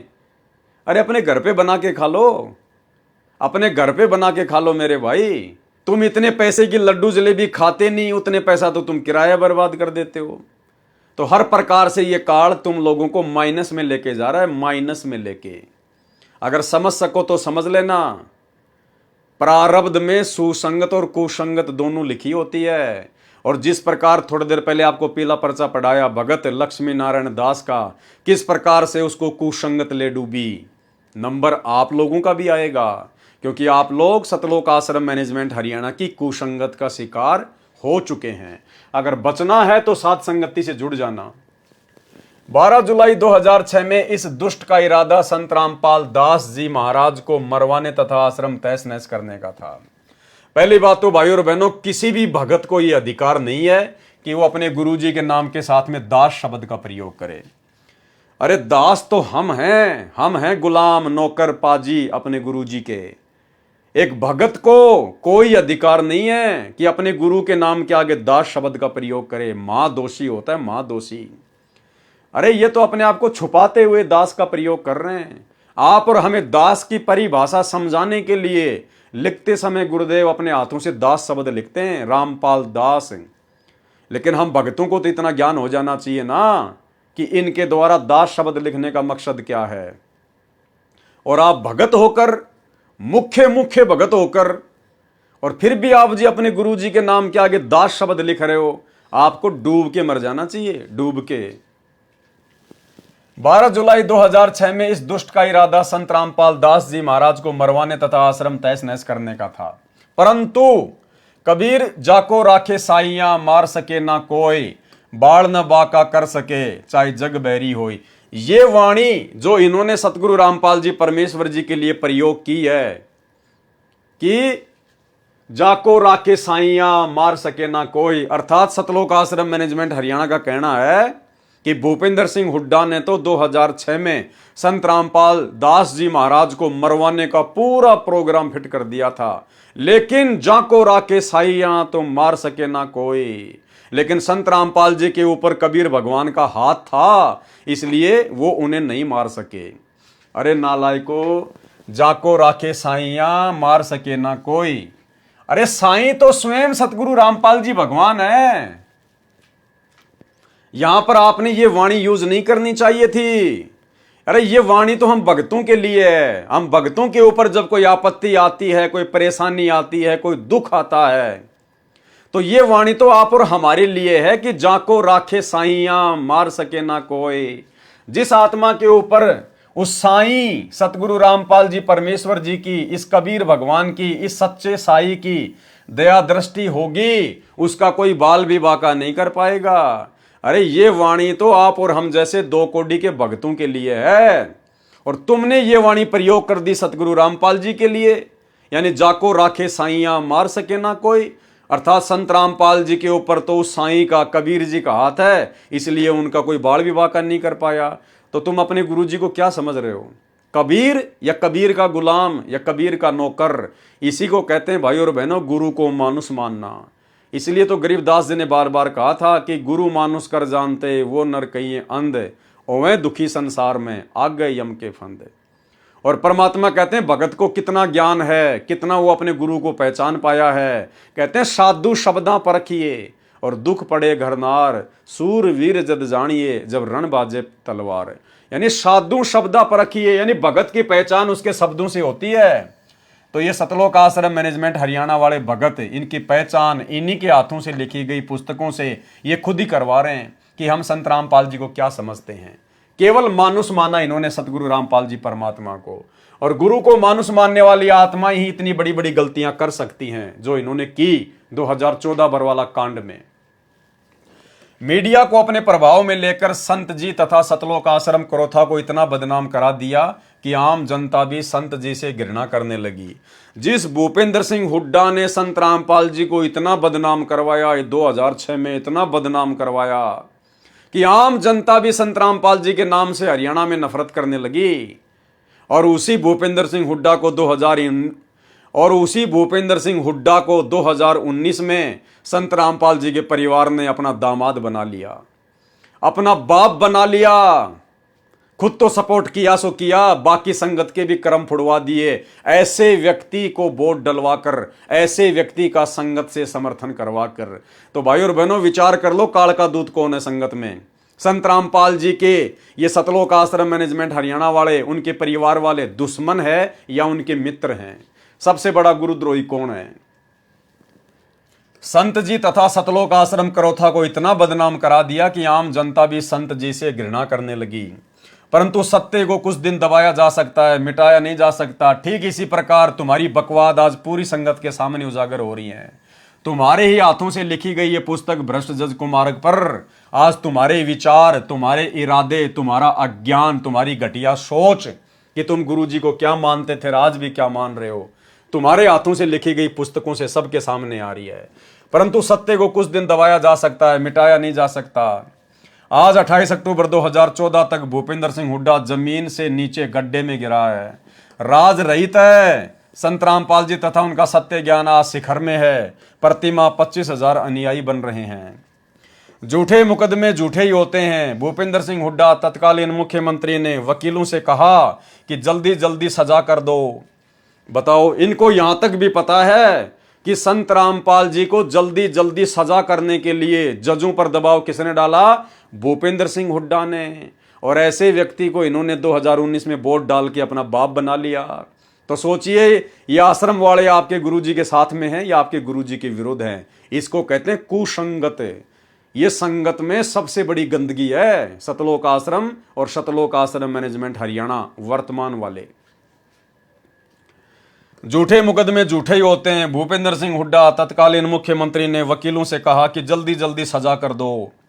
उनके वरिष्ठ वकील श्री रण सिंह कादियान ने कोर्ट से निकलते समय अपने साथी वकील से कहा कि इस मुकदमे में धांस भी नहीं है, अर्थात कुछ भी नहीं है, यह मुकदमा बनता ही नहीं, ठीक से बनाना चाहिए था। इसके पश्चात श्री भूपेंद्र सिंह हुड्डा ने अपने मुख्यमंत्री पद का प्रभाव डालकर जजों को सजा करने की सुपारी देनी शुरू कर दी। जिस व्यक्ति ने आपके गुरुजी को सजा करवाने के लिए जजों को सुपारी देनी शुरू कर दी, कौन लिख रहा है? गुरुजी का परिवार लिख रहा है, आश्रम मैनेजमेंट लिख रहा है, मुख्य सेवादार लिख रहे हैं अपने हाथों से। और उसी भूपेंद्र सिंह हुड्डा को, जिसने आपके गुरुजी को सजा करवाने के लिए जजों को सुपारी दी, उसी व्यक्ति की गोद में 2019 में इन्होंने संगत को बैठा दिया। 2019 के चुनाव में उसी कांग्रेस पार्टी के भूपेंद्र सिंह हुड्डा को जिताने के लिए गुरुजी के परिवार ने कमर तोड़ कोशिश की। अब आप खुद ही सोच लेना भाई और बहनों, आप जी सुसंगत में हो या फिर कुसंगत में हो। जिसकी अधिक जानकारी पत्र और पुस्तक सच बनाम झूठ तथा न्यायालय की गिरती गरिमा में लिख चुके हैं। 12 जुलाई 2014 में एक षड्यंत्र और रचा। अब सतलोक आश्रम मैनेजमेंट हरियाणा वाले कह रहे हैं, गुरुजी के बेटा बेटी भाई बंधु रिश्तेदार क्या कह रहे हैं कि जुलाई 2014 में इस भूपेंद्र सिंह हुड्डा ने संत रामपाल जी के खिलाफ एक और षड्यंत्र रचा। क्या? इसी क्रम में सेशन जज सुशील कुमार गुप्ता रोहतक कोर्ट को भी संत रामपाल दास जी को सजा करने की सुपारी देकर रोहतक कोर्ट में भेजा। यानी इसी भूपेंद्र सिंह हुड्डा ने संत रामपाल जी के मुकदमों में जल्दी से सजा करने की सुपारी देकर जज सुशील कुमार गुप्ता को रोहतक की कोर्ट में लगा दिया। इतना सब कुछ इन लोगों को पता है, गुरुजी के परिवार वालों को, और उसके बाद भी इन्होंने उसी भूपेंद्र सिंह हुड्डा को मुख्यमंत्री बनाने के लिए अपनी चप्पलें तोड़ दी। इन्होंने संगत का पैसा भी बर्बाद किया, संगत से वोट भी डलवाए, संगत से सपोर्ट भी करवाया।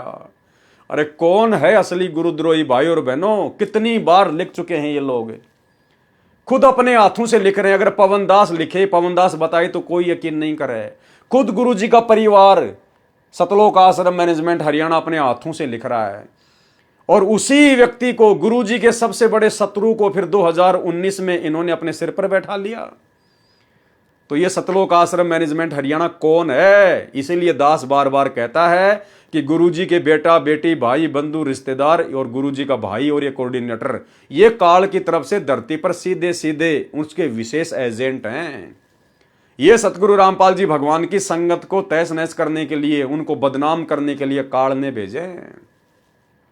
और तुम लोगों को नादानी में लगता है कि सतलोक आश्रम मैनेजमेंट हरियाणा तो ज्ञान प्रचार कर रहा है।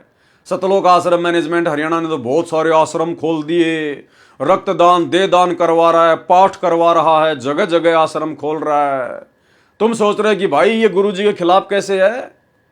अरे भाई, अगर कोई मंत्री जिसको 10 करोड़ रुपए मिलते हैं काम करवाने के लिए, अगर वो 10 के 10 करोड़ रुपए खा जाएगा तो जनता भड़क नहीं जाएगी, जनता समझ नहीं जाएगी, तो वो कुछ प्रतिशत तो लगाएगा विकास के कार्यों में, तभी तो खा पाएगा। तो इसी प्रकार भाई और बहनों, जैसे जब ईस्ट इंडिया कंपनी भारत में आई, जब अंग्रेजों का शासन था, उस समय भी चापलूस जनता बहुत होती थी, जो स्वतंत्रता सेनानियों का, जो कि अंग्रेजों की सच्चाई बताया करते थे, उन स्वतंत्र सेनानियों का विरोध करती थी, और अंग्रेज जो हमारे देश को लूट रहे थे उनको अच्छा बताया करती थी। और जब हम सत्सेवकों की तरह जगह जगह जाकर वो स्वतंत्रता सेनानी लोगों को जागरूक किया करते थे कि भाई ये अंग्रेज हमारे देश को लूट रहे हैं, ये कोई विकास नहीं कर रहे, तो वो क्या कहते थे चापलूस लोग पता है? कि क्यों मूर्ख बना रहे हो तुम?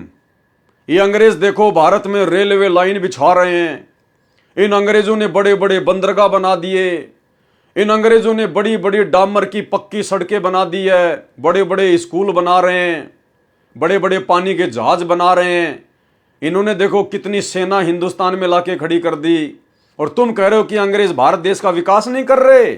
जबकि उन मूर्खों को यह समझ में नहीं आ रहा था कि नालायकों, ये अंग्रेज जो ये लंबी लंबी सड़कें बना रहे हैं, पक्की पक्की सड़कें बना रहे हैं, रेलवे लाइन बिछा रहे हैं, बंदरगाह बना रहे हैं, पानी के जहाज बना रहे हैं, अरे ये तुम्हारे को भिखारी बनाने के लिए बना रहे हैं और अपने स्वार्थ के लिए कर रहे हैं। ये रेलवे लाइन और पक्की सड़कें इसलिए बना रहे हैं ताकि भारत देश से जो कच्चा सामान है वो रेलवे लाइन के माध्यम से, रोड के माध्यम से आसानी से बंदरगाह तक ले जाया जा सके, और बंदरगाह से फिर पानी की जहाज में डाल के इंग्लैंड ले जाया जा सके, और इंग्लैंड से फिर पक्का माल हमारे देश में लाकर और तिगुनी चौगुनी कीमत पर आप और हमारे को ही बेचकर मुनाफा कमाया जाता था।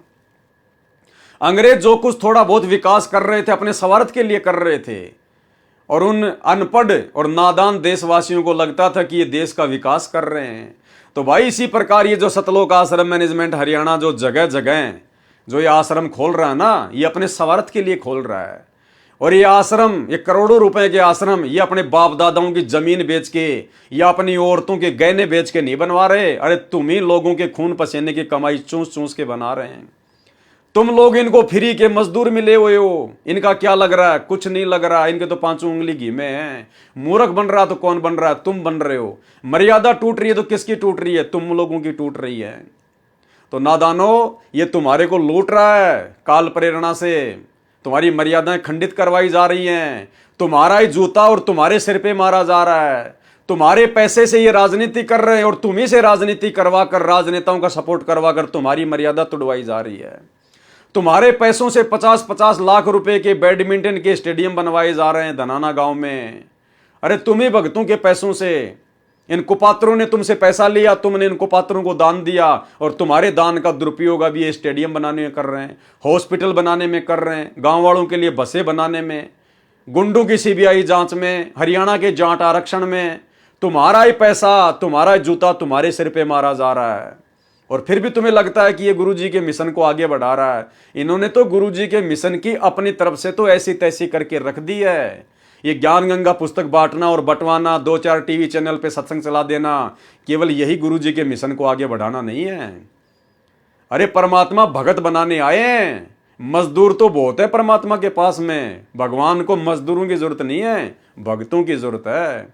तो भाई और बहनों, अगर आप इनकी कुसंगति से निकल सकते हो तो निकल जाओ। जब तक गुरुजी नहीं आते हैं तब तक ज्ञान को आधार बनाओ, साथ संगति से जुड़ के अपने गुरु को भगवान बनाओ और घर को आश्रम बनाओ। अन्यथा ऐसे जाओगे इस धरती से जैसे गधे के सिर से सींग जाते हैं। तो इसी क्रम में सेशन जज सुशील कुमार गुप्ता रोहतक कोर्ट को भी संत रामपाल दास जी को सजा कराने की सुपारी देकर रोहतक कोर्ट में भेजा। यानी तुम्हारे गुरुजी के दुश्मन को इसने 2019 में वोट डलवाए, जिसने संत रामपाल जी के मुकदमों में सजा करवाने के लिए रोहतक कोर्ट में स्पेशल जज नियुक्त किया। कुछ विशेष श्री सुशील कुमार गुप्ता जी हिसार शहर में कंज्यूमर कोर्ट में जज लगे थे। सूत्रों का कहना है, यानी इनके पास में कोई सबूत नहीं है, सतलोक आश्रम मैनेजमेंट हरियाणा के पास में इस बात का सबूत नहीं है, इसलिए इन्होंने ये कहा सूत्रों का कहना है, यानी हवाई बात है। सूत्रों का कहना है कि श्री भूपेंद्र सिंह हुड्डा ने पहली शर्त रखी थी कि मेरा एक कार्य है, संत रामपाल जी महाराज का एक मुकदमा नंबर 198/2006 रोहतक कोर्ट में चल रहा है, उसमें 6 महीने के अंदर अंदर सजा होनी चाहिए। किसने कहा? भूपेंद्र सिंह हुड्डा ने। इसी शर्त पर सेशन जज सुशील कुमार गुप्ता ने सेशन जज लगते ही जुल्म ढाने शुरू किए, जिसकी संपूर्ण जानकारी कृपया पढ़ें पेज नंबर 25 से 39 पर। श्री भूपेंद्र सिंह हुड्डा ने हाईकोर्ट के भ्रष्ट जजों को अपना सहयोगी बना ही रखा था। सेशन जज सुशील कुमार गुप्ता ने संत रामपाल दास जी महाराज की कोर्ट में निजी तौर पर उपस्थिति होने से दिनांक 12/2/2014 को स्थायी हाजिरी माफी कर दी। इसने कोर्ट में ओपनली कहा था कि इस मुकदमा नंबर 198/2006 का निपटारा जल्दी करना है, इसलिए बार बार हाजिरी माफी की कोई आवश्यकता नहीं है। हमारे महाराज जी से एफिडेविट लेकर स्थायी हाजिरी माफी कर दी तथा छोटी छोटी तारीख लगाकर अपना वायदा पूरा करना चाहा। इस मुकदमे में 38 मुलजिम बना रखे हैं। भगत विजय दास, अब ध्यान से सुनना भाई और बहनों, भगत विजय दास मानसिक परेशानी के कारण कोर्ट में उपस्थित नहीं हो सका, जिस कारण से गवाहियां नहीं हो सकी। ये कौन है भगत विजय दास? ये वही व्यक्ति है जिसने क्रोथा कांड का रहस्य नामक पुस्तक लिखी थी। अब देखो भाई और बहनों, ये बड़े बड़े भगत आज मेंटल होके घूम रहे हैं। ये बड़े बड़े भगत आज मेंटल होके घूम रहे हैं। क्यों? क्योंकि इन्होंने मनमाना आचरण किया। क्रोथा कांड में भी मनमाना आचरण किया, गुरुजी की एक नहीं मानी, और बरवाला कांड भी मनमाना आचरण किया, गुरुजी की एक सलाह नहीं मानी। अंत में क्या नतीजा निकला? वो बसंत सैनी भी पागल, वर्तमान में रोहतक में उसका इलाज चल रहा है, मेंटल घोषित है, जो आप लोगों को सार शब्द देता है, सार नाम देता है इन आश्रमों में। और ये क्रोथा कांड का रहस्य नामक पुस्तक का लेखक भगत विजय दास, ये भी मानसिक परेशानी के कारण कोर्ट में उपस्थित नहीं हो सका। अरे संत रामपाल जी के भगत को काहे की मानसिक परेशानी? संत रामपाल जी का भगत तो उनसे उपदेश लेने के बाद में मानसिक परेशानी से बाहर निकलता है। और जिन बड़े बड़े भक्तों को बड़ा बड़ा भगत मान के ये नादान संगत उनकी कुसंगति करने जाती है उन आश्रमों में, अरे वो तो खुद मानसिक परेशानियों का शिकार है। अरे ये तो पागल बन के घूम रहे हैं, मेंटल हॉस्पिटल में इन लोगों का इलाज चल रहा है। तुम किन लोगों के पास जा रहे हो? किन पागलों के पास जा रहे हो तुम? ये खुद बड़े बड़े भगत अपने हाथों से लिख रहे हैं अपनी आप बीती। तो भैया घर बैठ के भक्ति कर लो, अगर भगवान चाहिए तो। नौटंकी करनी है तो बात अलग है।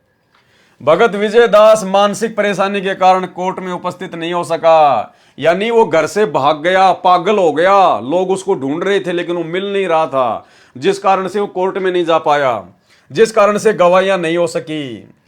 जज महोदय तो अपनी सुपारी पूरी करने के लिए कटिबद्ध थे, इसलिए विजय के 2 जमानतियों पर 1-1 लाख रुपए का जुर्माना कर दिया तथा संत रामपाल जी महाराज की स्थायी हाजिरी माफी कैंसिल करके सर्वे भक्तों को जो इस झूठे मुकदमे में मुलजिम बना रखे हैं तथा संत रामपाल दास जी महाराज को जेल में डालने तथा शीघ्र अतिशीघ्र गवाही कराकर 1-2 महीने में अर्थात अक्टूबर से पहले विधानसभा चुनाव से पहले सजा करके सुपारी पूरी करनी चाहिए। उसी समय 5/6/2014 को हाईकोर्ट का भ्रष्ट जज सतीश कुमार मित्तल रोहतक कोर्ट में चेकिंग के बहाने अपना भ्रष्टाचार का हिस्सा लेने गया हुआ था। अब भाइयों बहनों बताओ, इस बात का इन लोगों को क्या पता कि वो दूसरा जज चेकिंग करने के बहाने दूसरे जज से रिश्वत लेने गया था, अपना हिस्सा लेने गया था। ये इस प्रकार की बेहुदी बातें जिनका कोई सबूत नहीं, कोई प्रमाण नहीं, इस प्रकार की बातें इस भ्रष्ट जज कुमारक नामक पुस्तक में लिख लिख कर इन्होंने जजों को खूब भड़काया है। सभी जजों को भड़काया इन्होंने, अच्छे से भड़काया, और भी भयंकर भयंकर कुशब्द उन जजों के लिए इन्होंने प्रयोग किए, जो आगे आप जी पढ़ेंगे। और इसी भ्रष्ट जज कुमारक पुस्तक के कारण इन जजों ने सख्ताई करी 2014 में कि संत रामपाल जी चाहे जमीन के बंकर में क्यों ना छुपा हो, पकड़ के लेके आओ। वे जज इतनी ज्यादा ईर्ष्या करने लग गए संत रामपाल जी से, सतलोक आश्रम मैनेजमेंट हरियाणा की मनमानियों के कारण, इन लोगों के मनमाने आचरण के कारण। रोहतक कोर्ट में चेकिंग के बहाने अपना भ्रष्टाचार का हिस्सा लेने गया हुआ था। 6/6/2014 को स्थायी हाजिरी माफी कैंसिल कर दी तथा 14/7/2014 को जेल भेजने का षड्यंत्र रचा, परंतु परमात्मा जिसका रक्षक है उसका कौन क्या बिगाड़ सकता है। अरे फिर तुम क्यों परेशान हो रहे हो? अगर संत रामपाल जी का कोई परमात्मा रक्षक है, क्योंकि ये संत रामपाल जी के बारे में कह रहे हैं कि परमात्मा जिसका रक्षक है उनको उसका कौन क्या बिगाड़ सकता है। अरे भैया, जब संत रामपाल जी का रक्षक परमात्मा है तो तुम्हारे पेट में दर्द क्यों हो रहा है? फिर तुम क्यों इतनी भागादौड़ी कर रहे हो? तुम क्यों इतनी टेंशन ले रहे हो? फिर तुम क्यों जजों को भड़का रहे हो? ये अनाप शनाप पुस्तकें लिख रहे हो? एक तरफ तो तुम कह रहे हो कि जज चाहे कुछ भी कर ले, जिसका परमात्मा रक्षक है उसका कौन क्या बिगाड़ देगा। यानी तुम्हारे अनुसार संत रामपाल जी का रक्षक है वो कबीर है, और संत रामपाल जी का कौन क्या बिगाड़ देगा। अरे भाई, जब तुम्हें पता है कि संत रामपाल जी का रक्षक परमात्मा है और परमात्मा के रहते सहते संत रामपाल जी का कोई जज कुछ भी नहीं बिगाड़ सकता, फिर तुम्हारे पेट में दर्द क्यों हो रहा है? फिर क्यों तुमने राष्ट्रीय समाज सेवा समिति बनाई? क्यों तुमने ये 3-3 पुस्तकें लिखी उन जजों के खिलाफ? क्यों ऐसे ऐसे अभद्र शब्द लिख के तुमने उन जजों को भड़काया? बरवाला कांड करने के लिए क्यों तुमने जजों को प्रेरित किया? बैठ के अपनी भक्ति करते ना, क्यों नौटंकी कर रहे थे फिर तुम? लेकिन भाई और बहनों, जब जीव काल प्रेरित हो जाता है तो फिर वो बैठ नहीं सकता, फिर वो काल उसको प्रेरणा करता रहेगा, और काल की कुप्रेरणा से फिर वो सारे मनमाने आचरण करता है। और इन्हीं मनमाने आचरणों का नतीजा ये बरवाला कांड।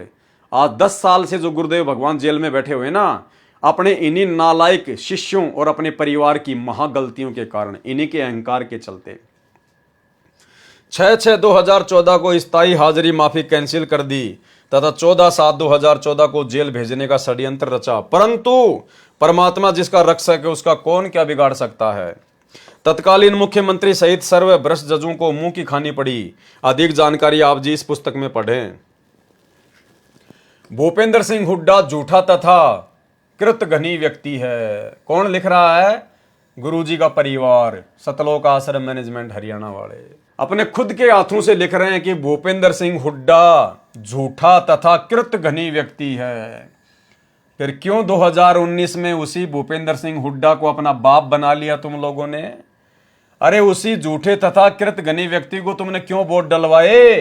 क्यों उसको मुख्यमंत्री बनाने का ठेका लिया, जो तुम्हारे गुरु का सबसे बड़ा दुश्मन है? तो भाई और बहनों, विचार कर लो, संत रामपाल जी के दुश्मन कौन है? सतलोक आश्रम मैनेजमेंट हरियाणा वाले, जो अपने गुरु जी के दुश्मन का सपोर्ट करते हैं। एक अन्य प्रमाण, जब अत्याचारी तत्कालीन मुख्यमंत्री भूपेंद्र सिंह हुड्डा जी सर्व ताकत असफल रही तो इसने मित्र बनकर अपने घटिया उद्देश्य में सफल होने की सोची। 18 जून को डीजीपी सीआईडी श्री अनंत सिंह ढुल का फोन भगत रविंद्र दास जी पूना वाले के पास आया, जो पहले से ही डीजीपी का मिलने वाला था। वही रविंद्र ढाका जिसकी 400-500 गाड़ियां चलती हैं, जिसका महाराष्ट्र में ट्रांसपोर्ट का काम है, उसके पास में फिर क्या हुआ? डीजीपी का फोन आया रविंद्र ढाका के पास में, जो कि संत रामपाल जी का भगत है। यानी फिर मुख्यमंत्री भूपेंद्र सिंह हुड्डा ने एक और चाल चली कि दूसरे तरीके से संत रामपाल जी के भक्तों को थोड़ा सा शांत किया जाए। 18 जून को डीजीपी सीआईडी श्री अनंत सिंह ढुल का फोन भगत रविंद्र दास जी पूना वाले के पास आया, जो पहले से ही डीजीपी का मिलने वाला था। अरे क्या मिलना भाई, काहे की यारी दोस्ती रिश्तेदारी? क्या मतलब था डीजी से, आईजी से, इनसे दोस्ती करने का? ये भक्ति मार्ग में चलता है क्या? भाई और बहनों, शिक्षा लेनी है, शिक्षा। देखो, जिसकी जैसी भावना होती है, जिसकी जैसे पिछले पुण्य होते हैं, संस्कार होते हैं, कर्म होते हैं, परमात्मा उसी आधार से उस आत्मा को वर्तमान में सुख देता है यहाँ के काल के। आप और हमारे भाग्य में यदि सुख हैं, ढेर सारे सुख हैं, तो भी अपने गुरुदेव भगवान से रोजाना यही विनती किया करो कि गुरुजी, यदि मेरे भाग्य में, मेरे संस्कार में आवश्यकता से ज्यादा इस काललोक के सुख हैं तो परमात्मा आप उनको कैंसिल कर देना। हे मालिक, मुझे तो इसी जन्म में सतलोक जाना है, मेरे परमात्मा साईं इतना दीजिए जिसमें कुटुंब समाव, हम भी भूखे ना रहें, साधु ना भूखा जाए। हे परमेश्वर, यदि इस काललोक में आवश्यकता से अधिक सुख हो गए तो परमात्मा में भक्ति कर ही नहीं पाऊंगा। मैं भक्ति पर लगा अवश्य रहूंगा, लेकिन मेरे भाव आपके चरणों में वैसे नहीं होंगे जिस भाव के चलते मेरी मुक्ति होनी हो। भाइयों और बहनों, विचार करो, जिस रविंद्र ढाका के 500 ट्रक चलते हों, जिस भगत के 500 कैंटर हों, इतना बड़ा ट्रांसपोर्ट का काम हो, जिस अकेले भगत के 500 ट्रक चलते हों, क्या वो भगत कभी भक्ति कर सकता है? क्या वो भगत इसी जन्म में सतलोक जा सकता है? अरे कितनी परेशानी झेल रहा होगा। अरे विचार करो, आप में से कितने भगत होंगे जिनके पास केवल एक ही टेम्पू होगा। एक टेम्पू, एक ट्रक का चौथा हिस्सा होता है एक टेम्पू। आप में से कितने भगत हैं जिनके पास खाली एक छोटा सा टेम्पू है, और उस टेम्पू को लेकर आप जी कितने परेशान रहते हैं। कभी पंचर हो गया, कभी पुलिस वाले ने पकड़ लिया, कभी उसकी फिटनेस करवानी, कभी उसके टायर बदलवाने, कभी इंजन ने काम मांग लिया, कभी आरटीओ ने पकड़ लिया, आज काम नहीं मिला। कितनी टेंशन रहती है आपको उस एक छोटे से टेम्पू को लेकर। और भाई, जिसके 500 ट्रक चलते हों, फिर उसको तो कहां कहां सेटिंग करनी पड़ती होगी। आरटीओ में बड़े बड़े अधिकारियों के साथ में उठना बैठना है, होली दिवाली पे उनको जो है वो गिफ्ट वगैरह देना, उनकी हर बात को मानना, चाहे मर्यादा टूटे या ना टूटे, क्योंकि भाई अपना धंधा चलाना है, ट्रांसपोर्ट का काम। और 500 ट्रक कोई भगत बन के थोड़ी चला सकता है। भगत बन के तो आप जी पूरी मर्यादा में रह के तो आप एक छोटा सा टेम्पू नहीं चला सकते वर्तमान में, एक टेम्पू। तो तभी तो ये डीजीपी जैसे लोगों के साथ में उसकी जानकारी उसका मिलने वाला, जबकि भगत का क्या मतलब है। परमात्मा तो कहते हैं अगर भगत अगर मर्यादा में है तो भगत का जगत का तो 36 का आंकड़ा होता है, 36 का आंकड़ा। तो रविंद्र ढाका जी के बड़े बड़े अधिकारी, बड़े बड़े प्रशासनिक लोग, राजनेता लोग मिलने वाले, तो कहां मर्यादा है। भाई और बहनों, भगवान से हाथ जोड़ के प्रार्थना करना कि परमात्मा मेरे भाग्य में भी हो तो भी मत देना। हे परमात्मा, अगर मेरा वर्तमान में काम ज्यादा है और यदि आप जी उचित समझते हैं तो परमात्मा मेरे इस काम को भी कम कर दो। मुझे तो भक्ति करनी है, 2 टाइम की रोटी परमात्मा आप दोगे, ये धंधा नहीं देगा। धंधा तो केवल एक माध्यम है, एक निमित्त है। तीनों लोकों में प्रवेश करके सबका भरण पोषण करने वाला जब समर्थ हमारा गुरु है तो हमने काहे की टेंशन।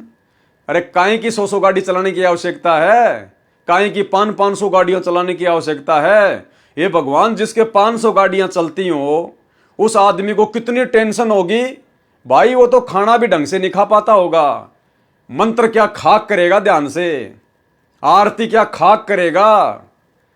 तो सोचो भाई और बहनों, विचार करो, ये परमात्मा इतना सारा खुलासा क्यों करवा रहे हैं। क्योंकि ये जितने भी बड़े बड़े भगत समझे जाते हैं ना, वो केवल इसीलिए इतना बड़ा भगत समझा जाता है कि उसके 500 गाड़ियां चलती हैं, पूना के महाराष्ट्र में बहुत बड़ा ट्रांसपोर्ट का कार्य करता है, और चाहे ज्ञान की छीट भी ना हो लेकिन भगत तो उसको बहुत बड़ा भगत समझ लेंगे, और वो जो कहेगा वो सबको मानना पड़ेगा कि ये बहुत बड़ा भगत है।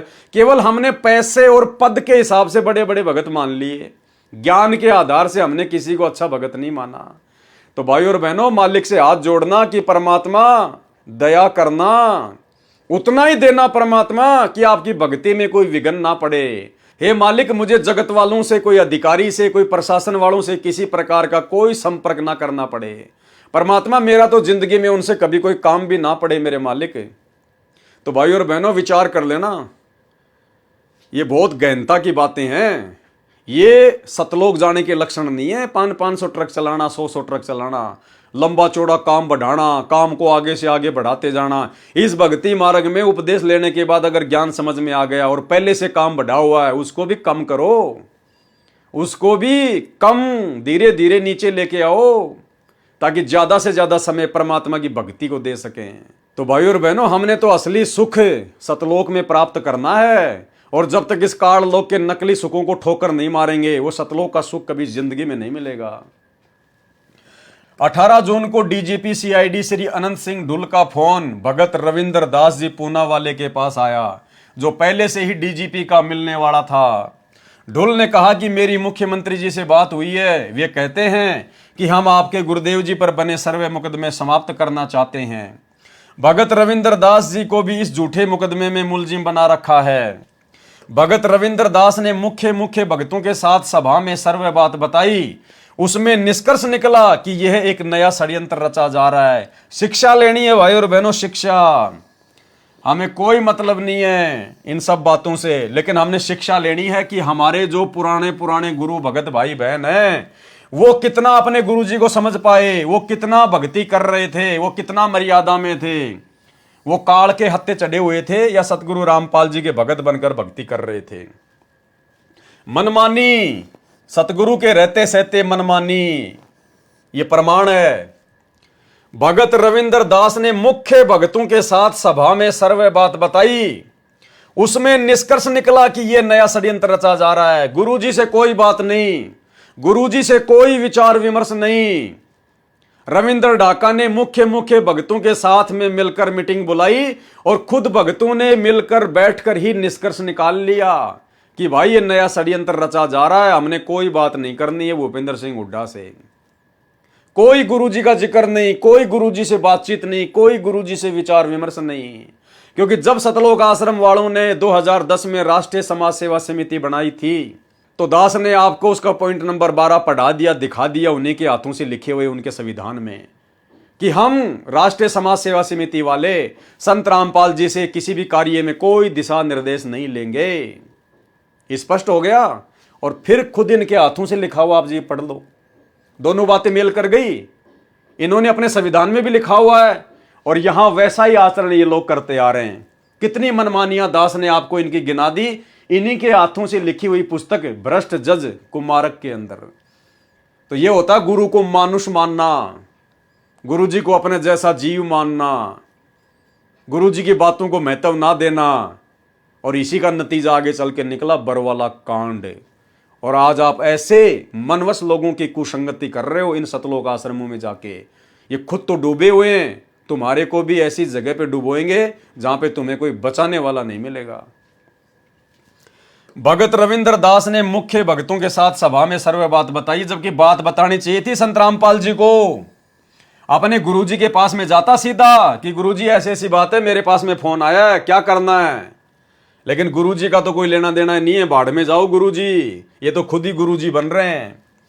भगत रविंद्र दास ने मुख्य भक्तों के साथ सभा में सर्वे बात बताई। उसमें निष्कर्ष निकला कि यह नया षड्यंत्र रचा गया है। श्री भूपेंद्र जी की सर्व घटिया चाल फैल हो चुकी है। अब विश्वास में लेकर हमें जेल भिजवाना चाहता है कि भगत ये जानकर विश्वास कर लेंगे कि केस तो वापस हो ही जाने हैं, जेल से भी मुक्त हो जाएंगे। तो भाई और बहनों, हाथ कंगन को आरसी क्या, पढ़े लिखे को फारसी क्या। अब अगर कोई मंद बुद्धि से मंद बुद्धि व्यक्ति होगा संगत में भगत, वो तो इन बातों को समझ नहीं पाएगा, वो तो इन बातों पे विचार कर नहीं पाएगा।